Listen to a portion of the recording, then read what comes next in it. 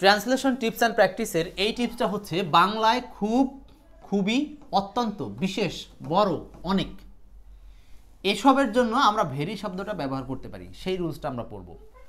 তা আবার বলছি, কোনো বাংলা সেন্টেন্সে যদি খুব, খুবই, অত্যন্ত, বিশেষ, বড়, অনেক, এইগুলো এক একটা হচ্ছে ক্রিয়া বিশেষণ, মানে অ্যাডভার্ব, ভাব বিশেষণ হিসাবে কাজ করে, ভাব বিশেষণ। সো এই অ্যাডভার্বগুলো জন্য আমরা ইংরেজিতে ইউজ করব ভেরি শব্দটি। এখন এইটা মনে রাখতে হবে, আমি এখানে দুইটা কথা বলি। ডিগ্রিটা যদি পজিটিভ হয়, ডিগ্রি বলতে আমি বোঝাচ্ছি হলো অ্যাডজেটিভ বা অ্যাডভার্ব। অ্যাডজেটিভ বা অ্যাডভার্বটা যদি পজিটিভ ওয়ার্ড হয় তাহলে আমরা ব্যবহার করি ভেরি। কিন্তু এটা যদি কোনোভাবে কম্পারেটিভ হয়, কম্পারেটিভ হলে আমরা ভেরি ব্যবহার না করে আমরা ব্যবহার করি মাছ। যেমন মাছ শব্দটার পরে আমরা ব্যবহার করি বেটার, মানে কম্পারেটিভের আগে মাছ। আর পজিটিভ যেমন আমরা গুড শব্দটা চিনি, গুড হলো পজিটিভ, এটার কম্পারেটিভ বেটার, তো গুডের সামনে আমরা ব্যবহার করি হলো ভেরি। তাহলে এখানে দুইটা রুলস ক্যারি করলো। একটা হচ্ছে যে খুব, খুবই, অত্যন্ত, বিশেষ, বড়, অনেক, এইগুলো যদি পজিটিভ ওয়ার্ডের সামনে বসে বসাবো ভেরি, আর যদি কম্পারেটিভ ওয়ার্ডের সামনে লাগে তখন আমরা বসাবো হচ্ছে মাছ। তাহলে আমরা দুইটা শব্দের ব্যবহার করব এমফাসাইজ করার অর্থে, একটা হলো ভেরি আর একটা হলো মাছ। চলেন আমরা এক্সাম্পলে যাই। যেমন 1 নম্বর প্রশ্ন, সে অত্যন্ত ধূর্ত। সে অত্যন্ত ধূর্ত, ধূর্ত মানে কি? ধূর্ত মানে কি বলেন তো ভাই? নাহিদ কোয়েল। আচ্ছা, ধূর্ত মানে হলো চালাক, রাইট? ধূর্ত মানে চালাক। আচ্ছা, এখন এই শব্দটার সামনে ব্যবহার করা আছে ধূর্ত সামনে অত্যন্ত, এটা আপনি খুব, খুবই, যেভাবেই লেখেন, সে খুবই ধূর্ত, সে অত্যন্ত ধূর্ত, সে অনেক ধূর্ত। তার মানে আপনি ধূর্ত কথাটার সামনে যে বিশেষণই ব্যবহার করেন সেটার জন্য ইংরেজিতে একটাই, সেটা হলো এখানে ব্যবহার করব ভেরি। তাহলে আমাকে এখন এই সেন্টেন্সটাকে আমরা যদি SFNOC মানে আমাদের 9 কোডের মধ্যে ট্রান্সলেশন করতে পারি, SFNOC MPTR আমাদের 9 কোড, তাহলে এখান থেকে আমরা সেগুলো খুঁজবো। সো 9 কোড হিসাবে আমরা প্রথমে সাবজেক্ট পাই হি, বসালাম হি। এই বাক্যে ফাইনাইট ভার্ব সরাসরি দেখা যাচ্ছে না। সো ফাইনাইট ভার্ব আমরা জানি যে এখানে একটা উজ্জ আছে, সেটা হলো হয় নামক ক্রিয়া উজ্জ আছে, হয়, তার মানে হি ইজ। ওকে, আর এখন এইটুকু যেটা, এটার নাম হলো সাবজেক্ট সম্পর্কে যে অতিরিক্ত তথ্য, এটার নাম হলো কমপ্লিমেন্ট। মানে আমরা এখানে আরেকটা উপাদান পেলাম, এটার নাম কমপ্লিমেন্ট। 3টা এলিমেন্টস পাইছি আমরা এই 9 কোডের মধ্যে, এই বাক্যের মধ্যে মাত্র 3টা এলিমেন্টস পেয়েছি। খুব সহজ সেন্টেন্স দিয়ে বোঝাচ্ছি আগে, তারপরে এখন এই 3টা এলিমেন্টস এর মধ্যে সাবজেক্ট বসালাম, ভার্ব বসালাম, এখন কমপ্লিমেন্ট বসাবো। কমপ্লিমেন্টের মধ্যে আমরা এই যে ভেরি কথাটা আনবো, আর চালাক হচ্ছে clever. He is very clever, he is very clever, সে খুব চালাক।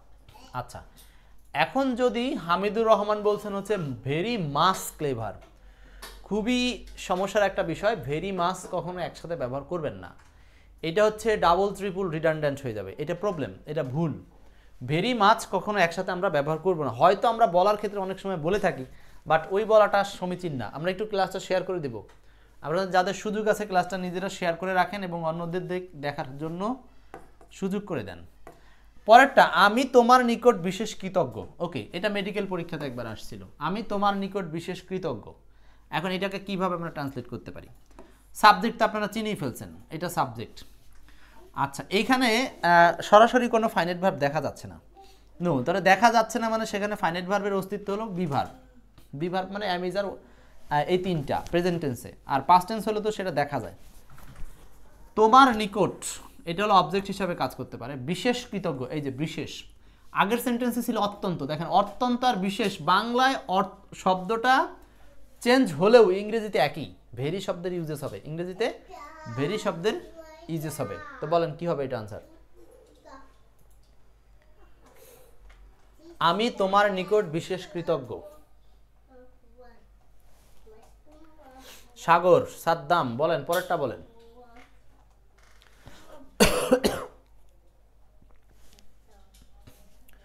আচ্ছা, প্রথমে আমরা সাবজেক্ট ইউজ করব আই। আর এই সেন্টেন্সে অ্যাম ইজ আর ওয়াজ আর লাগবে না, অ্যাম ইজ আর লাগবে, হওয়া অর্থে একটা ক্রিয়া লাগবে, সেটা হচ্ছে অ্যাম ব্যবহার করলাম। আচ্ছা, এখন হচ্ছে এই বাক্যের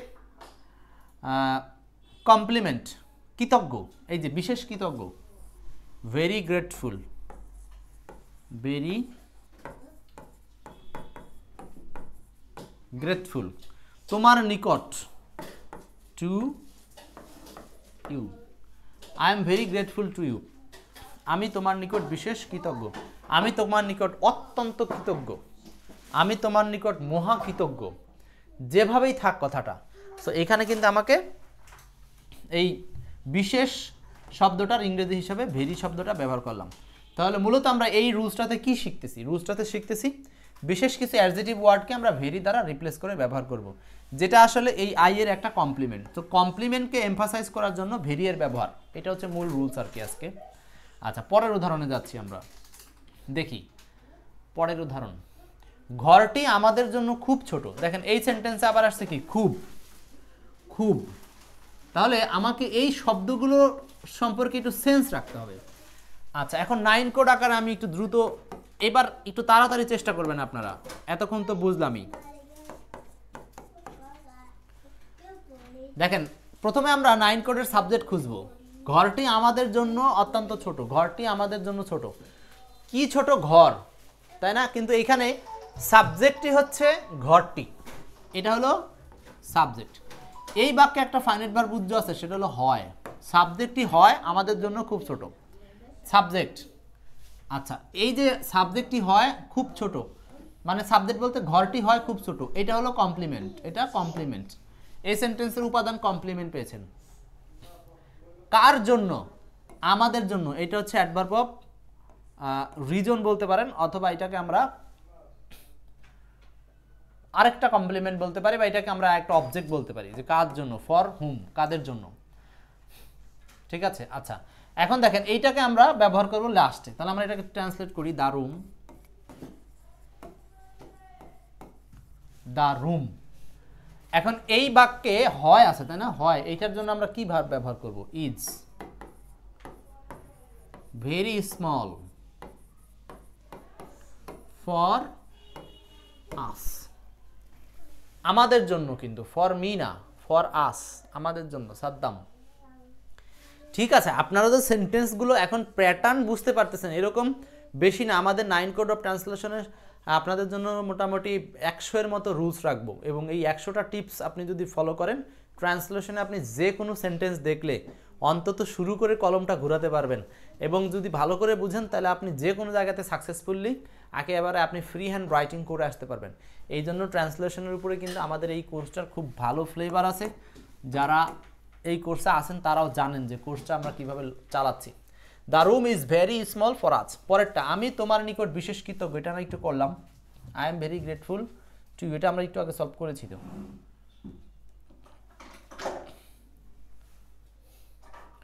এই বছর খুব শীত পড়েছে, নদীটি খুবই গভীর। আচ্ছা, দেখেন সেন্টেন্সগুলো এগুলো কিন্তু আপনাদের প্রতিনিয়ত আমাদের এগুলো প্রয়োজনীয় সেন্টেন্স। এ বছর খুব শীত পড়েছে, খুব, নদীটি খুবই, যা খুব তাই খুবই, এটা নিয়ে কোনো সমস্যা নাই। খুব বা খুবই যেভাবেই থাক, আমরা একই সেন্সে আনসার করব। তাহলে এ বছর খুব শীত পড়েছে, সাবজেক্ট খুঁজে না পাওয়া গেলে ইট ইজ, খুব শীত, ভেরি কোল্ড দিস ইয়ার। এই যে এটা হলো সাবজেক্ট, এটা হলো ফাইনাইট ভার্ব, এটা হলো কমপ্লিমেন্ট, এটা হলো আপনার this year, adverb of time, adverb of time. It is very cold this ইয়ার।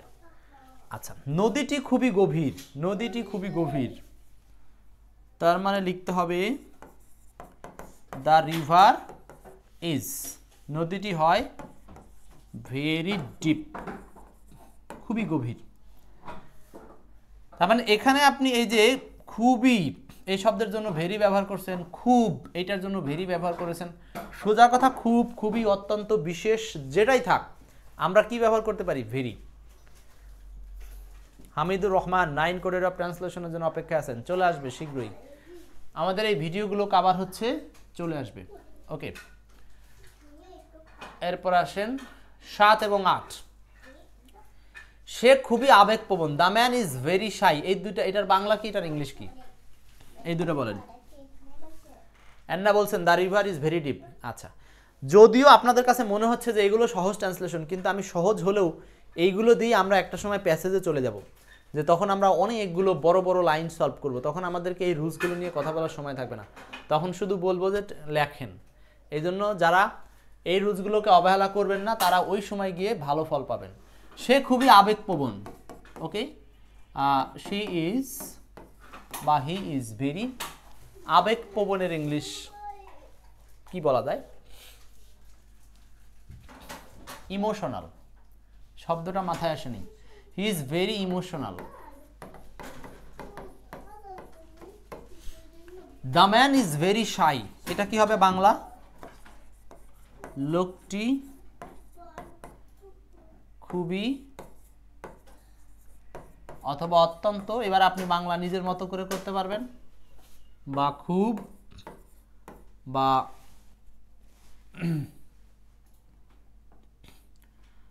অনেক, যেভাবেই দেন আপনি, লাজুক।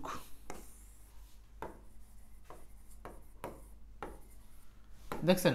তাহলে ইংলিশ থেকে যখন বাংলা আসছে তখন আপনি যে কোনো একটা দিয়ে করতে পারবেন, কোনো সমস্যা নেই। আর বাংলা এতগুলো থেকে ইংলিশ আসলে আপনার একটাই ওয়ার্ড, সেটা হলো ভেরি শব্দের ব্যবহার করতে হবে। ওকে, 7, 8 কমপ্লিট। 9, 10, 9 এবং 10। তুমি অনেক দেরি করে ফেলেছো, তুমি অনেক দেরি করে ফেলেছো। The singer has a very sonorous voice, sonorous voice. 9 এবং 10 এটা বলেন। Oh shit, good. 9 number, 10 number.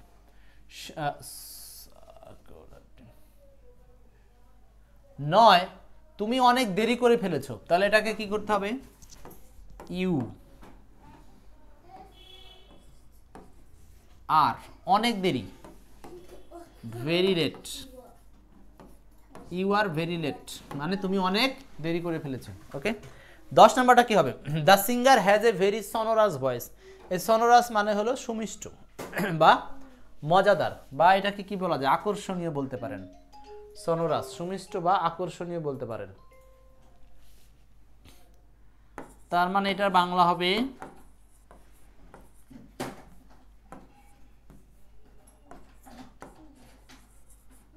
গায়কের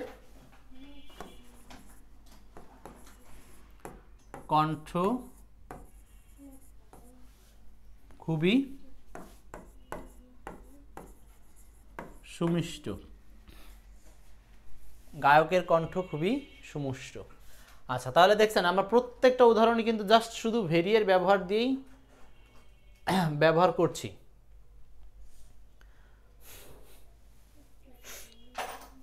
আন্না, সাদ্দাম সবাই উত্তর করছেন, রাইট। নেক্সট, তাই এটা বাংলা বুঝছেন, এখানে আপনি খুবই দিতে পারেন, অত্যন্ত দিতে পারেন, বা অনেক দিতে পারেন, যে কোনো একটা খুশি দিতে পারেন, কোনো সমস্যা নেই। নেক্সট, মোটামুটি শেষ আপনাদের জন্য, এই রুলসটাও এখানে শেষ করছি। তাহলে এই যে আমরা লাস্ট রুলসটা শিখলাম, রুলসটার মূল সারমর্মটা হচ্ছে যে আমরা যদি কোনো কমপ্লিমেন্ট বা অ্যাডজেক্টিভের সামনে জোর প্রদান করা অর্থে বাংলায় খুব, খুবই, অত্যন্ত এরকম শব্দ পেয়ে থাকি, তাহলে ইংলিশ করার সময় আমরা সেখানে ভেরি শব্দটার ব্যবহার করব, ঠিক আছে? আর বাদ বাকি সকল নিয়ম 9 কোড অফ ট্রান্সলেশনের রুলস অনুযায়ী পরিচালিত হবে। সো এই ছিল হচ্ছে এই রুলসটা। তো ভালো থাকবেন, মোটামুটি আশা করি সবাই শিখে নিয়েছেন।